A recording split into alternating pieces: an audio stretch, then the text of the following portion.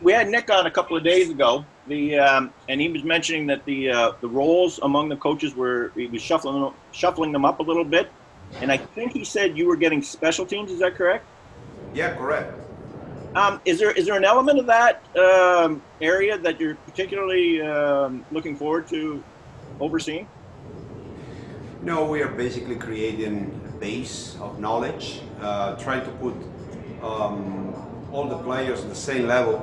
We have a strong group who's coming back from last couple of years or even more, who perfectly know everything, the little wrinkles, all the options we have, all the little variations we have, and we have a pretty huge group of new players or players who are coming up from the G League or players the rookies and who need a little bit more of repetitions, and but they're catching up pretty well. We are pretty happy about how they are learning, they are listening. So we'll foresee that pretty soon we'll have all the guys on the same, more or less on the same level on the main stuff, so we can start advancing on more little more advanced options and plays. I see. And I don't think it's any secret that the biggest challenge this year is going to be overcoming the loss of Serge and Mark. Those are two key players that you've had in the past that you no longer have there. How do you see that, or how have you seen that sort of come about, and in terms of replacing them and finding the replacements? Well, first of all, we gotta all know that this is not gonna happen overnight. I mean, this is a process which requires some adjustment time. We have a couple of new players. We have say a new role, like a couple of new players like Aaron and Alex. A new role, a new more probably important role for Chris.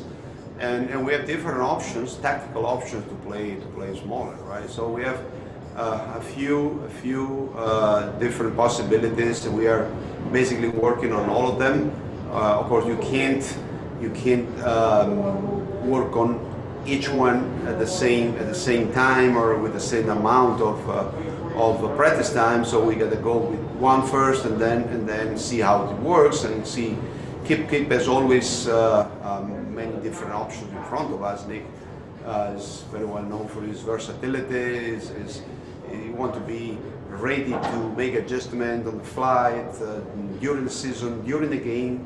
But I mean, those are our options, and we are committed to work hard on them and to bring them to give the coach the possibility to choose basically game by game or even timeout by timeout what fits better for that specific moment of the season or moment of the game. Thanks very much, Sergio. Stay safe down there. Thanks, Mike. Next question will go to Josh Lewinberg from TSN. Hey, Sergio, how you doing? Hi, Josh. How are you? I'm doing well, thanks. We were just talking to Aaron, and he was telling us about his screen setting prowess and why he really emphasized that or started emphasizing that in his game early in his career. Obviously, it's something that goes unnoticed occasionally by more casual observers. It's not going to show up on the stat sheet, but you've had some great screen setters before. Mark is one that comes to mind. How valuable is that to have a player that really excels in that area of the game? Well, I can tell you right away that, for example, Aaron is a great screener. And, well, I know that we can keep track of that, and the NBA keep track of the screen assist, as they call it, for example. But overall, we know that our plays were better when one of our perimeter guys go through one of these screens, because this is really strong, really solid. He knows the angles, he knows how to set good screens without committing many offensive fouls. So that's the first great thing we could notice already. Then he's an excellent communicator on the floor. I mean, he speaks really with a lot of accuracy. you can see that he's committed in given all the communication with the center should give to his teammates, right? Especially the pick and roll coverage, the call.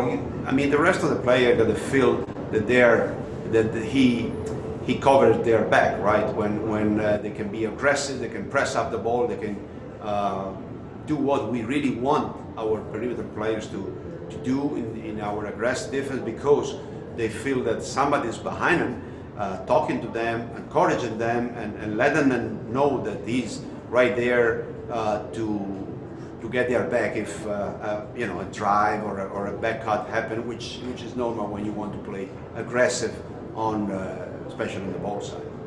Who are some of the best screeners that you coached, either during your time with the Raptors or throughout your coaching career? Well, I can tell you that I will rank Aaron pretty high in this list. Mark was a great screener as well. For example, Serge improved. He was not a great screener, but he became a pretty good one later on. So I have a few other, back in Spain or in Italy or in Russia. For example, I remember we had a couple of Yugoslavian guys, Dragan Tarlac. He played in the NBA for a few years. Zan Tabak, he played for Toronto.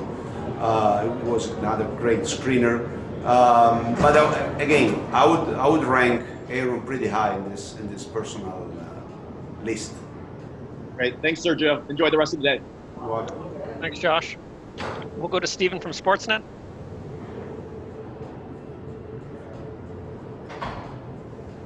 Hey, Sergio. Sorry about that. Thanks for doing this. Yeah. Just kind of going back to what Mike was. So Mike first asked you, obviously this is a different Raptors team, like with a lot of new faces, but like most of the core is still there. So I was just wondering, does that change the identity of the team at all, or are there any tweaks in like what Raptors basketball kind of has been for the last 4 or 5 years? Not at all. If you talk about identity, I don't foresee any major change. We have to be the team who have been successful throughout the last couple of seasons because we have to trust our philosophy, our identity, what Nick wants, and what Nick did with the success with his teams throughout the years. We had to be an aggressive team, we had to be a press the ball team, we had to be good being in the gap and being out at the same time after helping, being ready to recover and contesting every shot. We had to be a strong rebounding team, and we want to be a running team. Our priority is always to run the floor, to end up in as many possessions as we can with a fast pace and an open court and transition. And then in the half-court offense, we will still be, let's say, kind of an open team where we want to share the ball, we want to be unselfish, we want to have players who can attack the rim, but at the same time, when they see two men on them, be able to make the next pass and be generous on that. So we need people who can facilitate and finish at the same time. And I believe that we have a pretty nice group of players who can handle the ball, who can create for others. And we have another nice group of people who can really shoot and finish the play. So we had to merge a little bit together, all this stuff.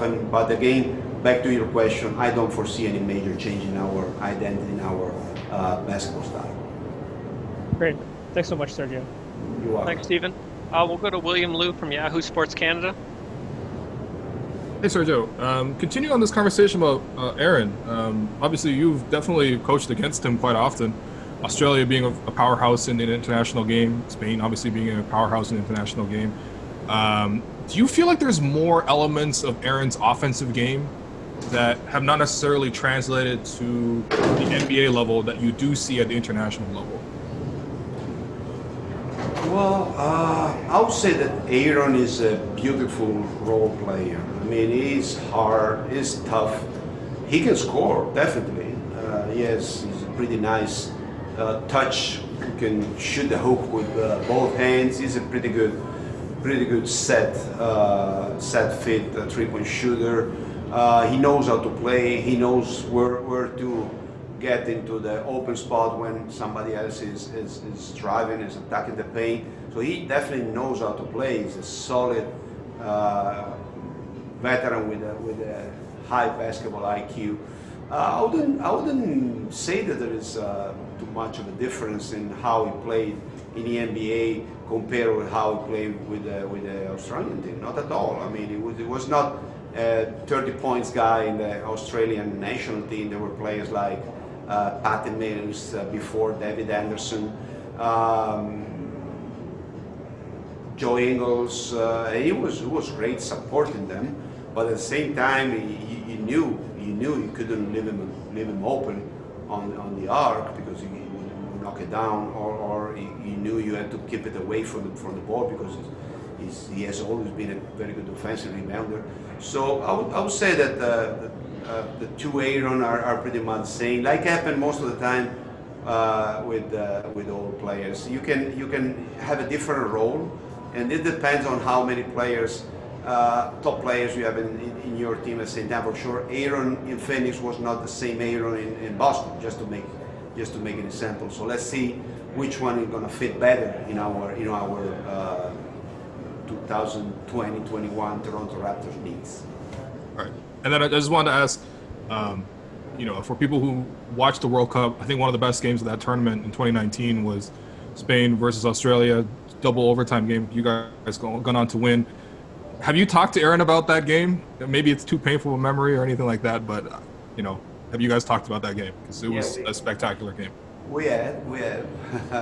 Actually, in Rio, the Olympics in the 2016 was another crazy down to the wire game.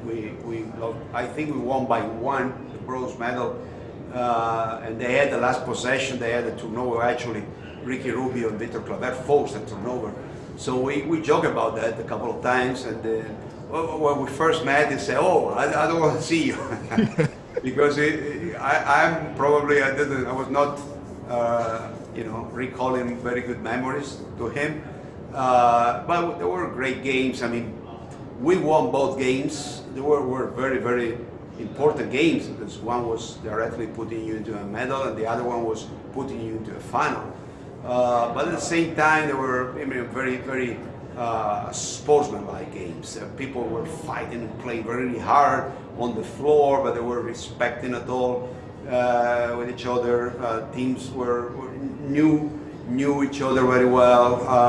They were really, really great basketball games. So when you end up, of course, we were happy because we won. But when you end up losing one of those games, at least you feel that you did your best and you tried really hard to win it. So it was a funny, really funny moment to joke about that with Dave.